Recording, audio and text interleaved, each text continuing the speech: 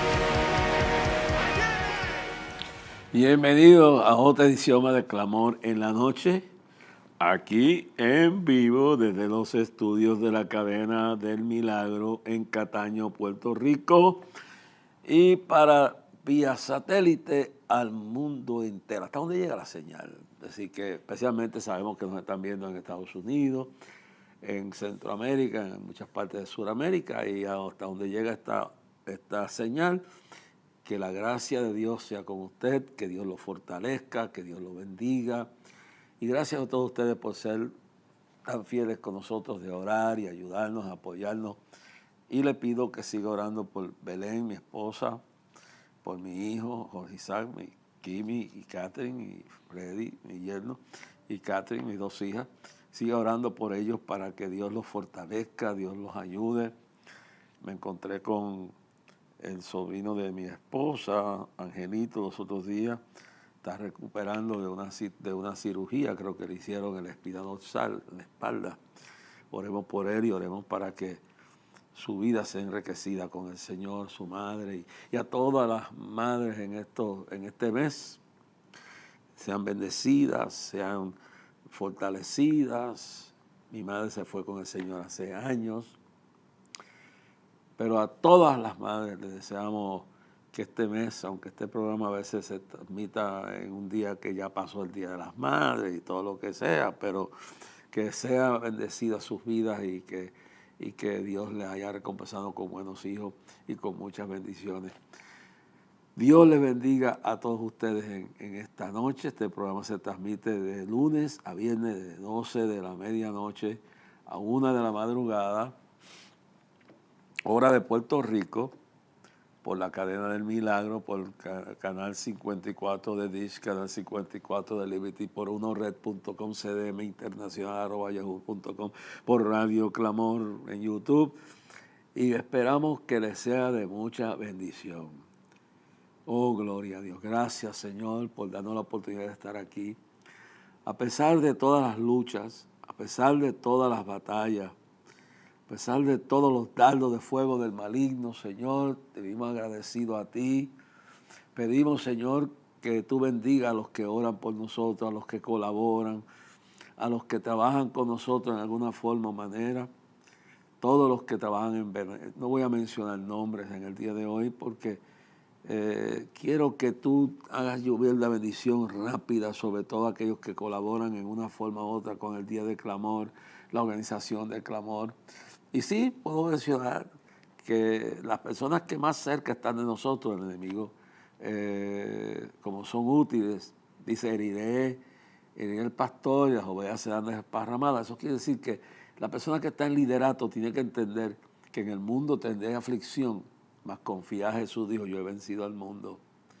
Y todo el que quisiera trabajar para el Señor, vivir piamente, padecerá persecución. Eso es inevitable. Lo que hay sí que agarrarse del Señor y tomar la armadura del Espíritu y llenarnos de su presencia y estar dispuestos a no afanarnos por nada, a no deprimirnos, a tener una visión positiva de que todas las cosas ayudan a bien a los que aman a Dios, Romanos 8:28. Una visión positiva de que aunque mi padre y mi madre me dejaran, Jehová con todo me recogerá. Una visión de la palabra que dice que el cielo y la tierra pasarán, mas su palabra no pasará. Una dimensión de visión que tenga uno que no se deje ir por lo que siente. Por fe vivimos y no por emociones, no por sentimientos, ni aun por lo que vemos. Vivimos por fe en la palabra, el cielo y la tierra pasarán, mas su palabra no pasará. Y Dios ha dicho que Él cumplirá su promesa. Y David decía, no he visto justo desamparado, ni su simiente que mendigue pan. Y David decía, aunque mi padre, mi madre me dejaran, Jehová con todo me recogerá. Es decir, que si el papá y la mamá de uno es lo más cerca, lo más fiel que uno espera, si lo abandonaran, lo traicionaran, lo dejaran solo, dice Jehová con todo me recogerá. Una de las cosas que me emociona del chef Clemente Iván, que Dios lo bendiga, amigo mío de muchos años, lo he visto desarrollar su vida. Se crió en un orfanatorio de un matrimonio pastoral aquí en Caguas, en la carretera vieja de Cagua. Tenían un orfanatorio. Y su mamá lo tuvo en la cárcel. Esa es la historia de él. Yo quisiera volver a traerlo aquí porque es una inspiración. Todo lo que vivió Iván y lo que Dios ha hecho con su vida y cómo Dios lo ha premiado, cómo lo ha guardado y cómo ha levantado ese comedor de la Kennedy. Que Dios lo bendiga y todos los que puedan ayudarlo, ayúdenlo. Está haciendo una labor grande y Dios lo ha honrado. Dios lo ha honrado mucho, pero siempre humilde, siempre con un corazón abierto para el Señor y ayudar a todo el mundo. Pues Iván Clemente, el chef, vivió así. Su madre lo abandonó, lo echó al mundo y si no es porque estas personas lo llevaron a su orfanatorio. No recuerdo el nombre de ellos porque yo sí los conocí, ese matrimonio, pero ahora no recuerdo. Pero recuerdo cómo lo recibieron y nació en la cárcel, según tengo entendido, así fue. Y esta gente vino y lo recogió y se crió en ese orfanatorio en Cagua. Creo que ya ellos pasaron a morar con el Señor. Un matrimonio que tenía el hogar Ramsey, ¿cómo se llamaba? El hogar Ramsey, así era. Y cuando yo veo una persona como esta que sobrevive a una situación, y veo otras personas que son mal agradecidos, que no agradecen lo que tienen unos buenos padres, tienen casa, tienen de todo, a pesar que no es lo último, lo máximo, pero tienen lo que otros no tienen y no lo agradecen. Hay que ser agradecido, hermano. Hay que ser agradecido. Y yo en este día, pues, estoy en este ambiente de ver esto y me recordé de Iván Clemente y cómo Dios lo honró, cómo Dios lo está honrando. Y así hay muchas personas como Iván que fueron abandonados, que fueron maltratados, que fueron echados a un lado, que la misma familia los abandonó, que la sociedad no pensó que había algo en ellos y Dios bregó con sus vidas. Por eso lo vil del mundo escogió Dios para avergonzar a los sabios. Cuando me ven a mí bregando con personas en diferentes partes del mundo, que es lo vil, a veces me cuestionan. Dice, pero recuérdense, Saulo de Tarso, el apóstol luego Pablo, no era el apóstol Pablo. Saulo de Tarso era un intelectual, era uno de alta clase, era fariseo de fariseos, era un fanático del Sanedrín, perseguía a los cristianos a muerte, y Dios lo miró. Lo vil del mundo escogió Dios para avergonzar a los sabios de este tiempo. Dios a veces coge lo que menos uno piensa, la persona que menos piensa, y tú que te sientes inútil, cuando tú ves a Johnny Erickson, una mujer que era campeona de esquiar a los 18 años en Estados Unidos, y en el verano se va a un lago y se tira de un muelle y al lago a nadar, y entonces se dio en la cabeza y quedó, no murió, pero Johnny Erickson quedó parapléjica. Y Johnny Erickson, parapléjica y 2 años rebelde con Dios. Hay que dudar que todos nosotros en algún momento, en una lucha, en un fracaso, en algo que no comprendemos, en algo que no entendemos que nos está pasando, por qué nos está pasando. Y yo puedo ver, imagínate, a Iván Clemente, hoy chef Clemente, reconocido, respetado, pero en aquel momento que se criaban en el hogar Ramsey de estos hermanos, este matrimonio, se preguntaba, ¿dónde está mamá? ¿Y por qué estoy aquí? Y así en la vida de Johnny Erickson fue lo mismo, y toda persona que pasa por un valle de sombra de muerte, por una tragedia, por un momento difícil en su vida, hay momentos que uno se pregunta, ¿y por qué me está pasando esto a mí? ¿por qué me está sucediendo esto a mí? Si yo soy fiel a Dios, si yo estoy buscando a Dios, si yo le he dado mi vida a Dios. Todo esto se pregunta uno y yo he hablado aquí, bueno, yo tengo un tema, yo tengo todo preparado, pero yo cuando siento que Dios quiere hablarme, que Dios quiere hablarme a mí, aquí, a través de mí, o a hablarte a ti, o a algunas personas, o a alguien que en esas esferas grandes de la audiencia a esta hora de la noche, o si es en la repetición de este programa por el Facebook a las 9 de la noche o a las 12 del mediodía, pues yo me dejo ir. Y yo he hecho el manuscrito a un lado.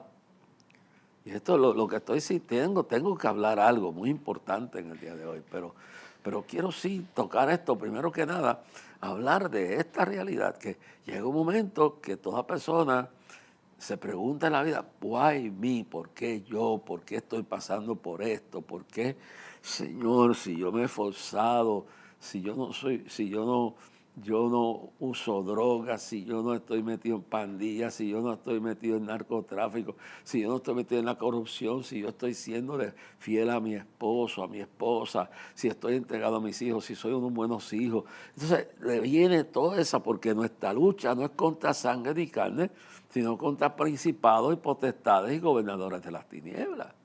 Hay un diablo que te va a susurrar a la mente, al oído, te va a poner un celo donde no existe nada contra tu pareja, te va a poner un espíritu de rebeldía contra Dios porque no comprendes que en el mundo tendré esa aflicción, más confiar, yo he vencido al mundo. Que si dijo Cristo, si quieres seguir en pos de mí, toma cada día tu cruz y sígame. Y dijo bien claro, dijo el Señor bien claro, todo el que quisiera vivir piamente padecerá problemas, persecución. El diablo anda alrededor cual león rugiente y está buscando cómo volver loco a uno. Hay momentos que el mundo se te viene encima, y si eso Jesús lo pasó en el Getsemaní, tengo una conversación con ustedes. ¿Qué sentido? Porque a alguien Dios le está hablando. A alguien que está cansado, que está cansada ya no aguanta más. Le ha pasado por la mente el suicidio. Si es un pastor, le ha pasado por la mente abandonar el pastorado y desaparecerse. Si es una mujer, ha pensado quitarse la vida o irse corriendo. Si es un hijo, un niño, está pensando en suicidarse, porque hasta eso hemos llegado. Entonces, oíste por el camino estrecho, el camino ancho y espacioso que lleva a la perdición. Yo no sé, y llega un momento que dice, ya no puedo más, ya no puedo más, ya no sé qué hacer. Le llegó a Josafat cuando vio cientos de miles de tropas en razón en Gadi, y la noticia de que venían a destruir a Jerusalén y que un inmenso ejército 100 veces más grande que el de él venían a destruir todo, y llega un momento que le dio una temblequera, le dio temor. Cuando viene este problema y te amenaza el diablo, porque es el diablo que viene a amenazar a uno. O abre una carta y viene una noticia mala, una noticia de una amenaza de cobro o de una injusticia que te van a hacer porque no tienen la información correcta. Y entonces se pregunta uno, ¿cómo? Vamos a olvidarnos de que si está a favor o está en contra, pero ¿cómo estará la mente de un Donald Trump? 91 acusaciones, juicio tras juicio, trayendo cosas viejas que ya pasaron. Y viendo que el deseo de él es servir, y que posiblemente muchas de esas cosas son reales o son verdaderas y Dios las ha perdonado, y ahora sus enemigos lo traen. Y yo me pongo en la mente de ese hombre, Donald Trump, y dice, ¿cómo se sentirá ese hombre? ¿Qué pensará? ¿Cuántos pensamientos le vendrán de quitarse la vida, de desaparecerse? Y ese es un magnate, un tipo que fue presidente de Estados Unidos y todo eso. Es decir, que en el mundo tendréis aflicción. Allá afuera hay un diablo, el acusador de los hermanos. Yo nunca olvido el caso de Camden, New Jersey. Estoy hablando de esto, hermano, porque sí, tengo unos temitas por ahí que tocar, pero por alguna razón, a alguien Dios le tiene que estar hablando en el día de hoy, que ya no aguanta más, que ya ha pensado hasta dejar el ministerio o abandonar su familia o desaparecerse de la tierra o suicidarse. Y dice, ya no aguanto más. Y siempre me recuerdo el caso de Camden, New Jersey, capital del estado de New Jersey, hay una iglesia. Hay un hombre pentecostal, pastor, un hombre íntegro en esa iglesia, tiene varias hijas, hijos, y él los cría conforme a lo que él cree que es lo que la palabra exige. Una de sus hijas se rebela contra él, y esto fue un caso verídico, no voy a mencionar nombre ni nada, pero me imagino lo que pasó a este hombre. Él le exigía a sus hijos y a sus hijas especialmente un nivel de vida por lo que significaba él como pastor de la iglesia. Bueno, la hija se rebela contra él, le exigían la ropa, le exigían cómo se arreglaba, quiénes eran sus amistades, y la niña se rebeló, era una adolescente. Se rebeló contra este hombre de Dios íntegro, totalmente íntegro, claro. Note bien claro esto. Y hoy, hermano, yo creo que este programa lo está haciendo Dios en el día de hoy, lo está haciendo Dios con la memoria bíblica, con todo que ustedes pueden buscarlo, pero algo tiene Dios y yo no quiero cambiar esto. Yo tengo ahí un plan, si no lo puedo hacer en este programa, lo haré en el siguiente, pero sí le digo bien claro que este pastor, un hombre ya maduro, son sus hijas ya adolescentes, casi mujeres, pero adolescentes. Pues entonces, la hija menor, que tenía como, no sé, 13 o 14 o 15 años, va y lo acusa en un tribunal de New Jersey, de la ciudad de Camden. Eso fue noticia. Y lo acusa de abuso sexual. Y entonces al hombre lo juzgan. Este es el testimonio de la hija contra él. Y lo acusan y sale culpable y lo meten 1 año a la cárcel. Lo meten a la cárcel mientras procede todavía. Como digo, ya empezó el juicio, empezó todo. Y luego lo sentencian y le ponen 1 año, no sé. Duró un año en la cárcel o más. No es que le pusieron 1 año. Le destruyeron la reputación. Le destruyeron el ministerio. El hombre proclamaba su inocencia. Su hija, la hija menor, lo acusa de abuso sexual y luego él mantiene que él es inocente. Y el tiempo que estuvo en la cárcel, no sé si fue 1 año, fue 2, se mantuvo orando y ayunando. Un día la hija, Dios la redarguyó, se arrepintió y fue al tribunal y confesó porque eso es difamación y es perjurio porque mintió. Dice, yo mentí porque estaba harta de mi padre diciéndome cómo vestir, con quién hablar, con qué esto. Me cansé de toda esta locura de la iglesia y ya estaba harta con él y decidí quitarme con él calumniándolo.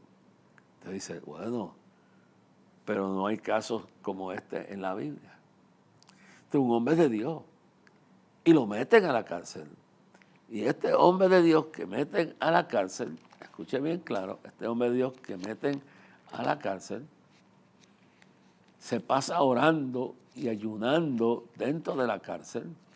Dentro de la cárcel se pasa orando y ayunando y buscando la presencia de Dios y sigue amando a su hija.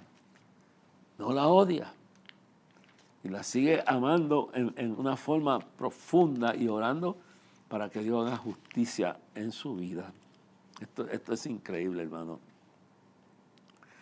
Entonces, un día su hija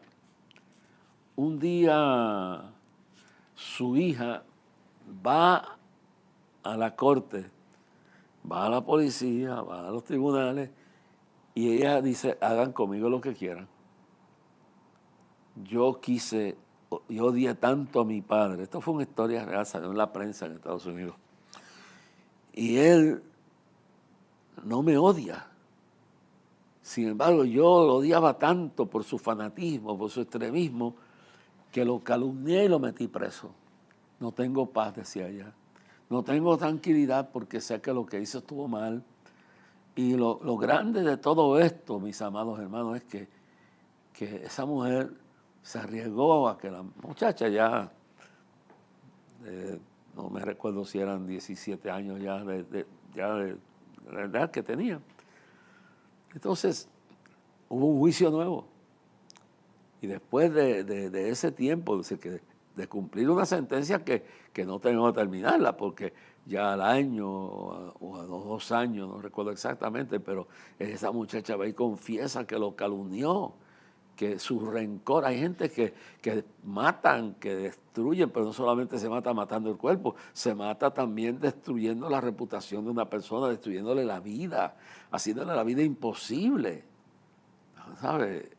Y entonces Dios le habla a esta joven, va, confiesa su pecado de calumnia, de difamación, y este hombre después de un tiempo, no sé si fue 1 año o 2 que llegó a estar preso, sale y la iglesia lo recibe de nuevo.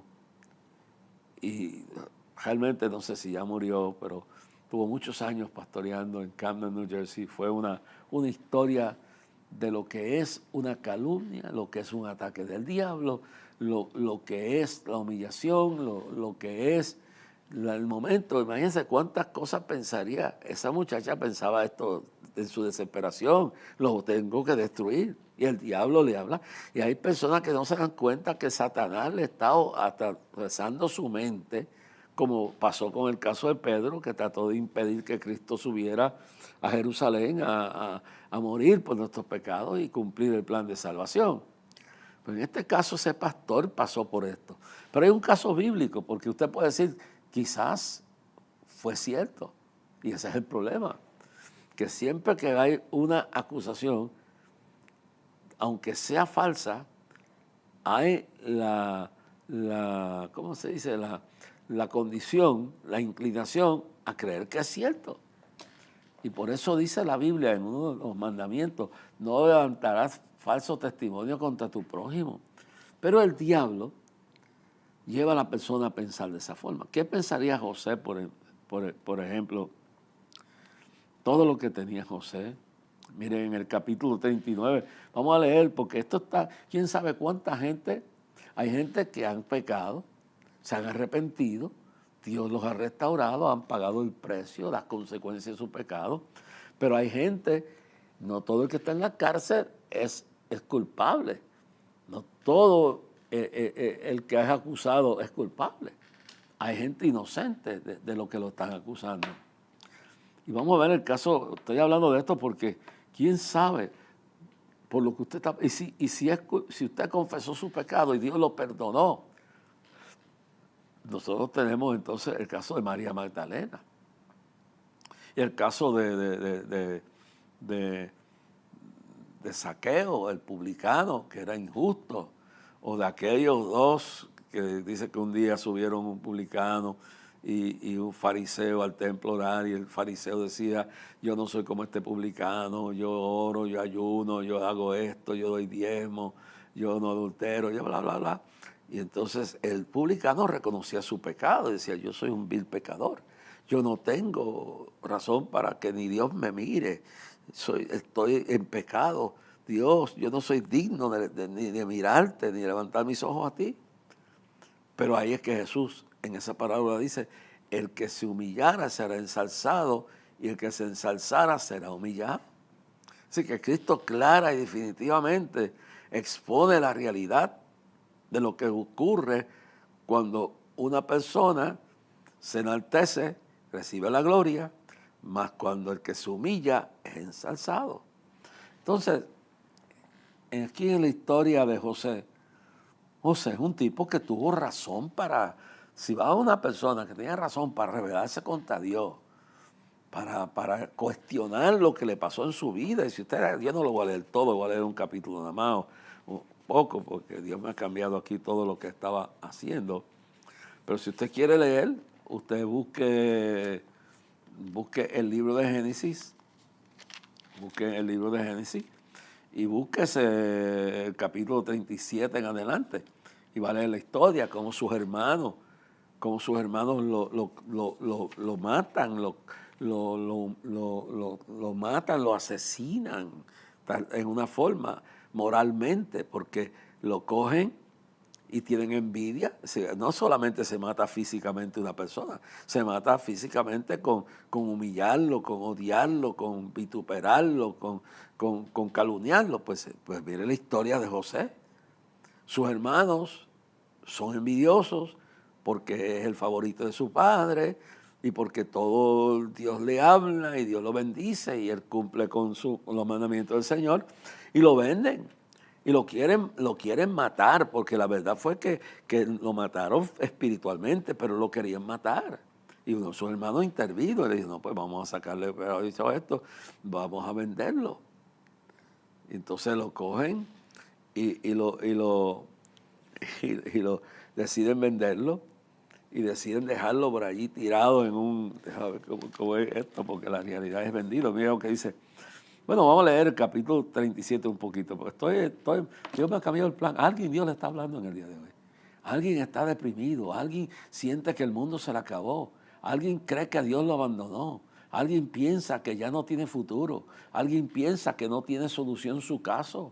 Pero hay un Dios para quien todo es posible, un Dios que tiene dominio sobre la tierra, sobre el mar, tiene dominio sobre el mismo diablo, y dice que lo quebrantará debajo de la planta de nuestros pies.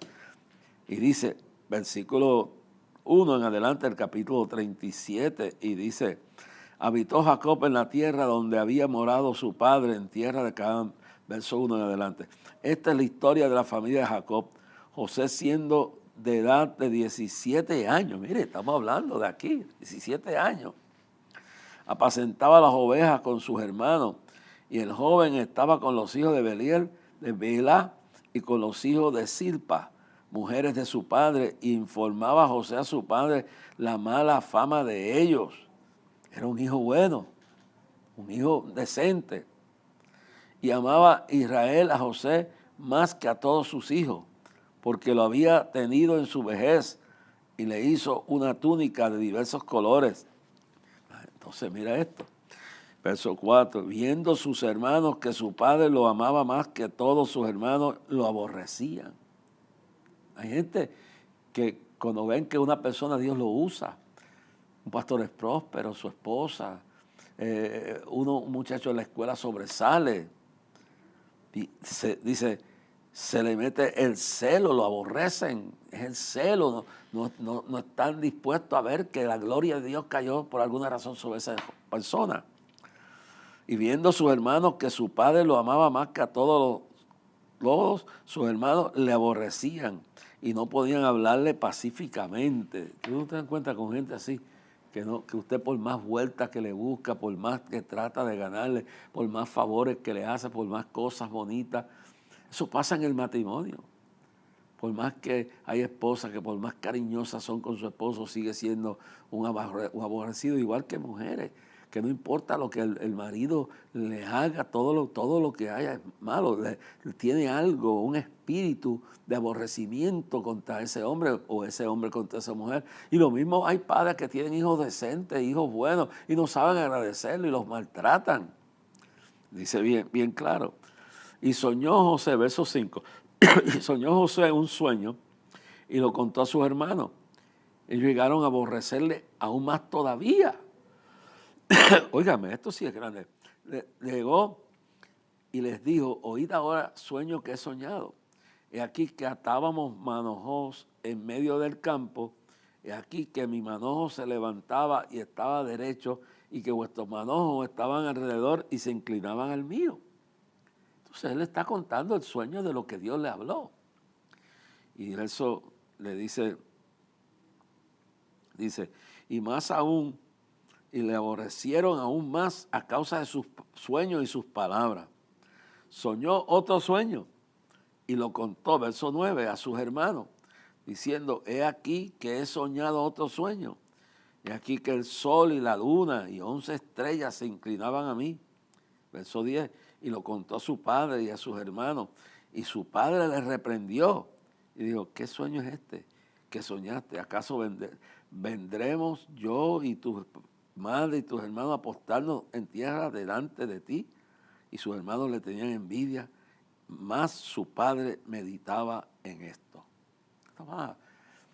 Dios lo bendice de tal forma, cuando él saca de su corazón lo que Dios le ha revelado, la envidia se le mete a los hermanos, el celo a su padre, y entonces todo ese ambiente negativo, y no dice nada sobre esa reacción de él.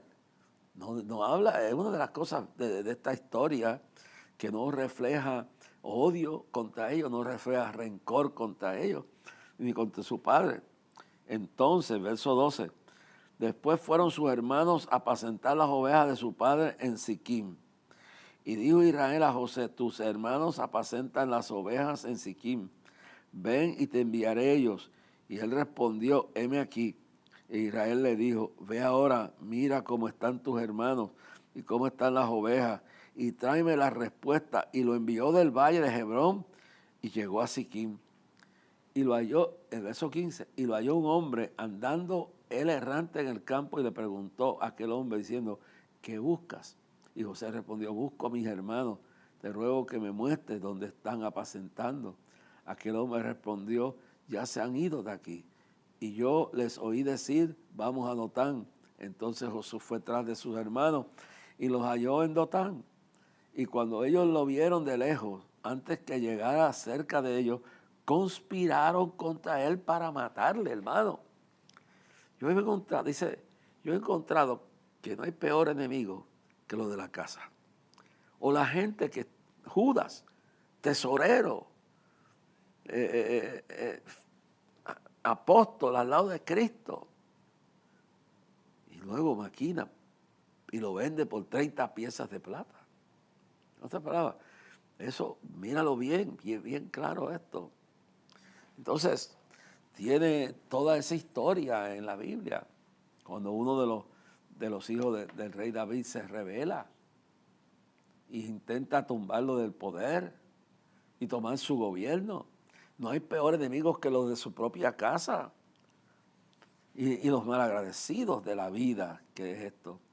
Y entonces, mire lo que dice aquí. Y seguimos hablando de esto porque esto está muy interesante. Entonces, vamos a seguir por aquí. Ahora, mira cómo están tus hermanos. Y él va preocupado por ellos. Entonces, José respondió, busco a mis hermanos. Verso 16, te ruego que me muestres dónde están. Y el hombre les dice, más o menos. Y pasamos que están en Dotán, los halló en Dotán, y el verso 18 dice, cuando ellos lo vieron de lejos, antes que llegara cerca de ellos, conspiraron contra él. Leo ese de nuevo. Cuando ellos lo vieron de lejos, antes que llegara cerca de ellos, conspiraron contra él para matarle. Mire, en la política, la gente que está alrededor de uno son la gente que mayor te van a hacer daño. Mire, cuando yo me recuerdo, y digo, esto es una cosa que lo digo porque lo experimenté y es claro de esto. Cuando el gobierno de Ricky Rosselló, ese gobierno se llenó de LGTBQ. El muchacho le dio puestos y le dio lugares de preferencia y todo. Y pues alguien le metió en la cabeza que de esa forma se los ganaba. Pero no entendió que lo que estaba haciendo no agradaba a Dios. Pero aparte de eso, el día que yo me voy que llegué de Venezuela y ya Ricky iba a renunciar y todo, yo fui a orar con esa familia. La esposa lloraba.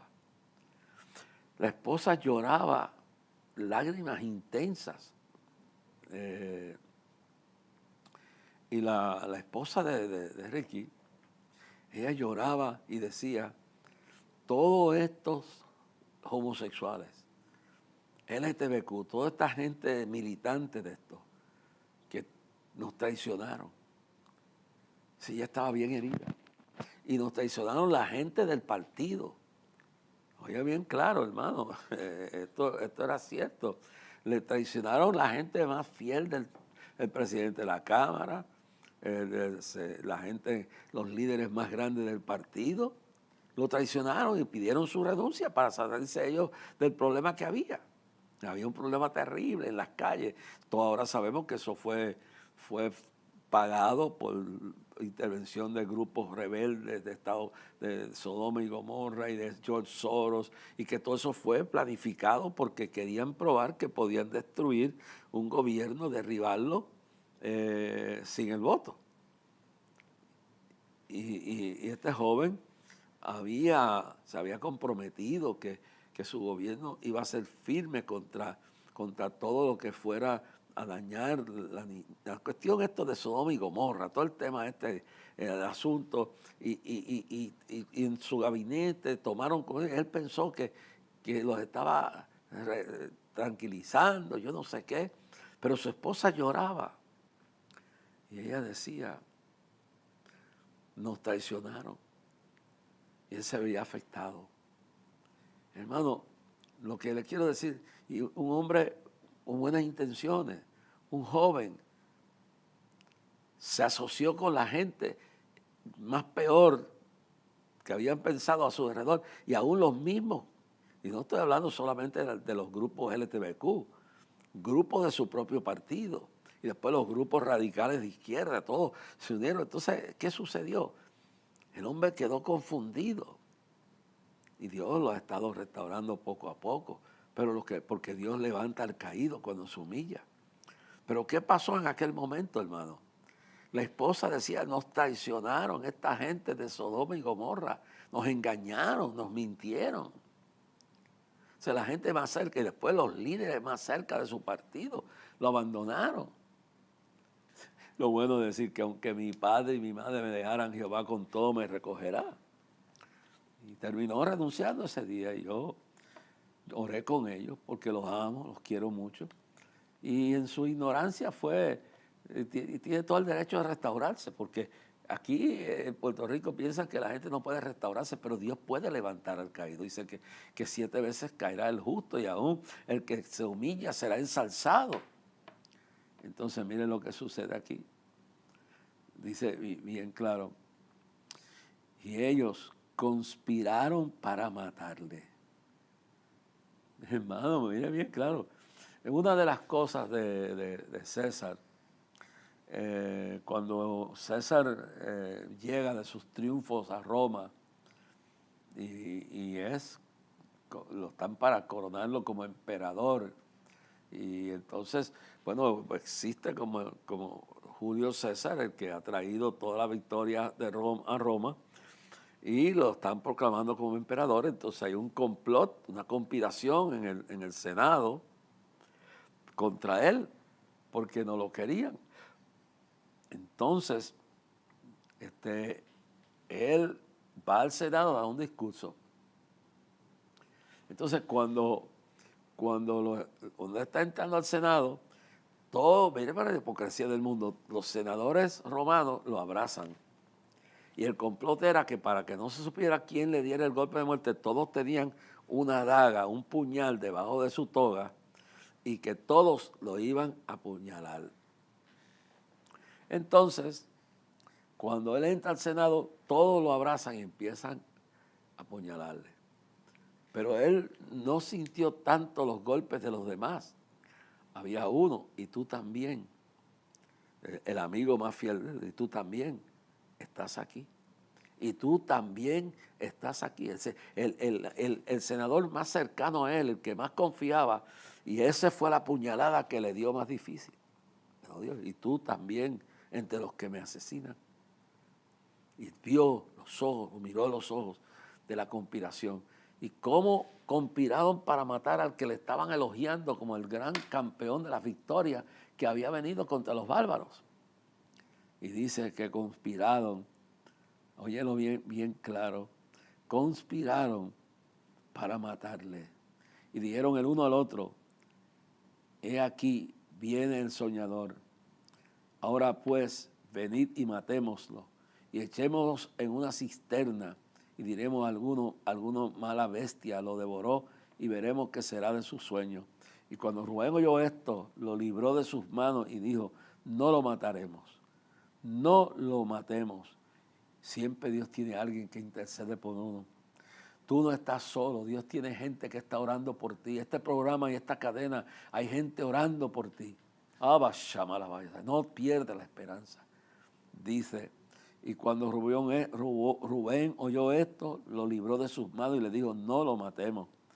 Y le dijo Rubén, no derramemos sangre, echadlo en esta cisterna que está en el desierto y no pongáis mano en él por librarlo así de sus manos para hacerlo volver a su padre.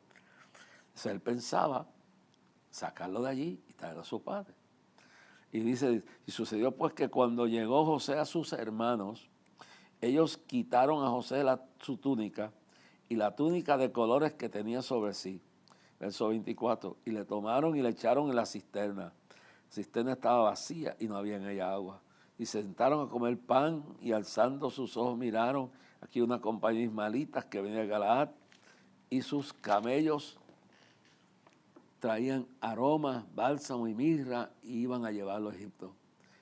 Verso 26, entonces Judá dijo a sus hermanos, ¿qué provecho hay en que matemos a nuestro hermano y encubramos su muerte? Venid y vendámoslo a los ismaelitas y no sea nuestra mano sobre él, porque él es nuestro hermano, nuestra propia carne, y sus hermanos convinieron con él. Y cuando pasaban los madianitas, mercaderes, sacaron ellos a José de la cisterna y le trajeron arriba y le vendieron a los ismaelitas y por 20 piezas de plata y lo llevaron a José a Egipto.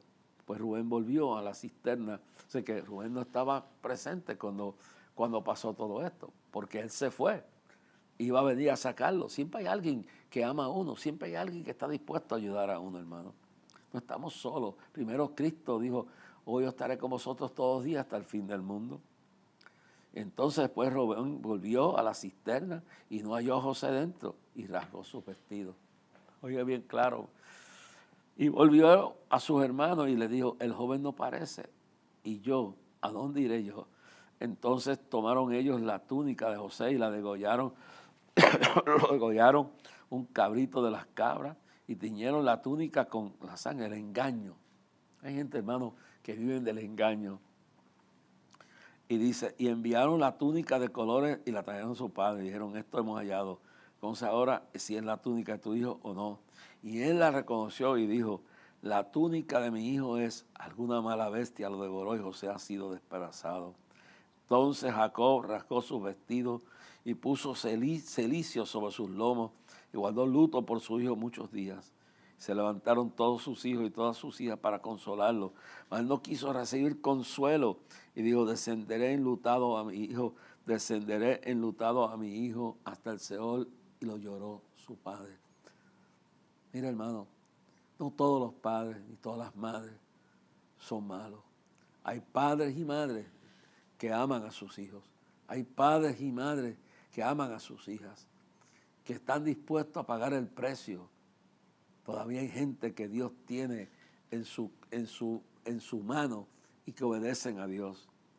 Y en el verso 36 dice, y los madianitas lo vendieron a Egipto, en Egipto a Potifar, oficial del guardia,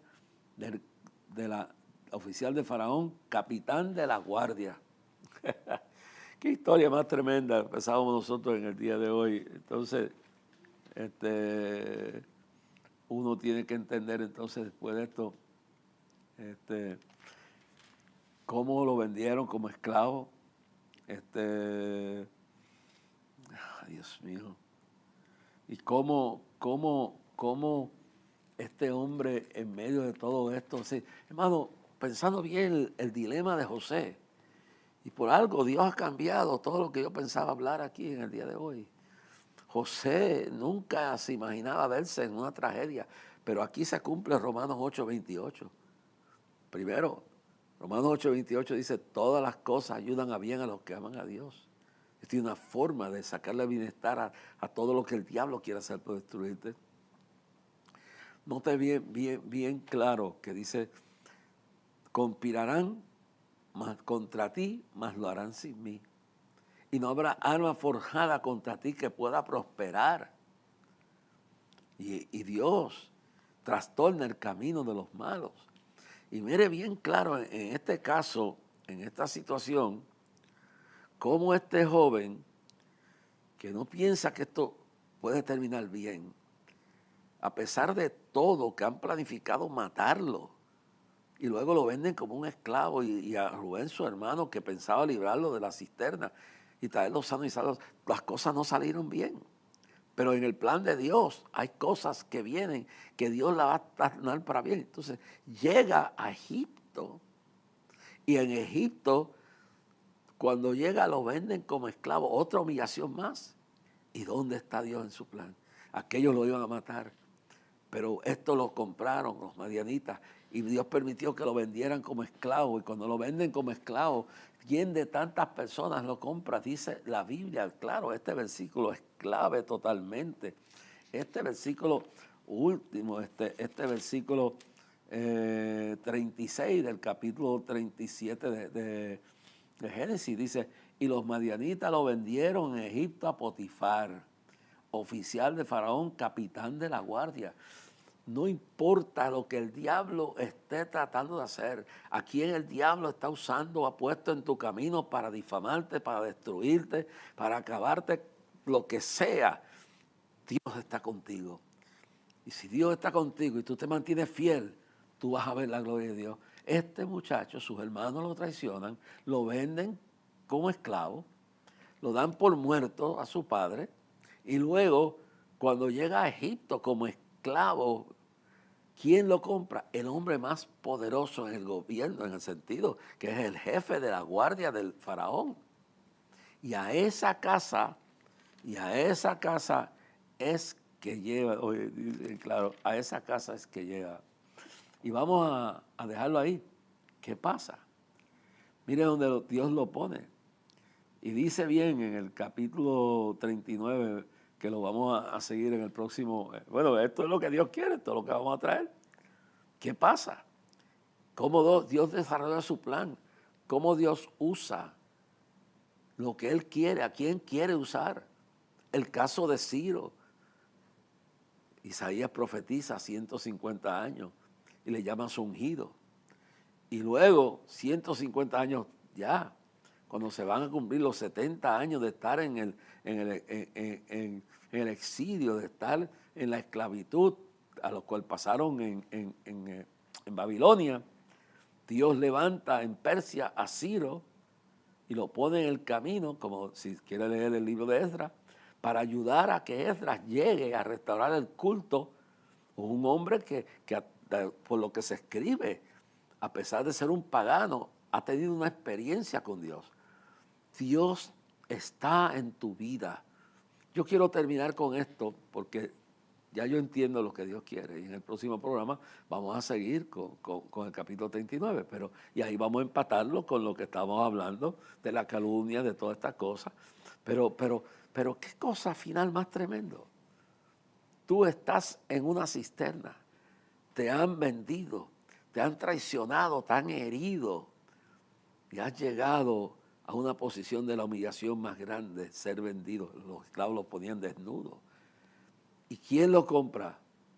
El hombre más importante, más poderoso en el gobierno del faraón de Egipto, Potifar. ¿Y a dónde lo lleva? Sino a la casa del jefe de la guardia de Faraón. Te digo este día, no pierdas la fe. Sé que las cosas no se ven muy bien. Sé que parece que tu mundo se está cayendo en pedazos. Sé que parece que no tiene solución tu situación. Pero si Dios con nosotros, ¿quién contra nosotros? Conspirarán, mas lo harán sin ti. Mas no habrá arma forjada que pueda prosperar contra ti. Nuestras armas no son carnales, sino poderosas en Dios, para derribar fortalezas y traer cautivo todo pensamiento a obediencia a Dios. Levántate, levanta las manos ahí en tu casa y comiéndate esta noche al Señor y dile: toma mi causa, toma mi preocupación, toma mi necesidad, toma mi angustia, toma mi desesperación, toma todo.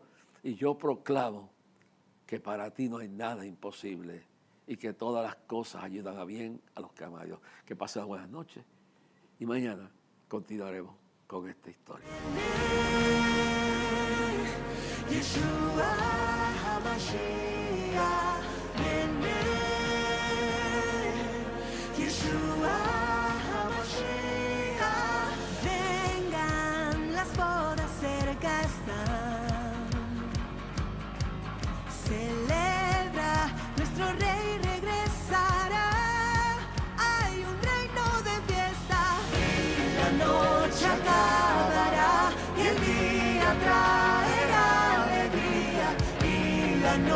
noche acabará y el día traerá nuestro Mesías. Y la noche acabará y el día traerá alegría.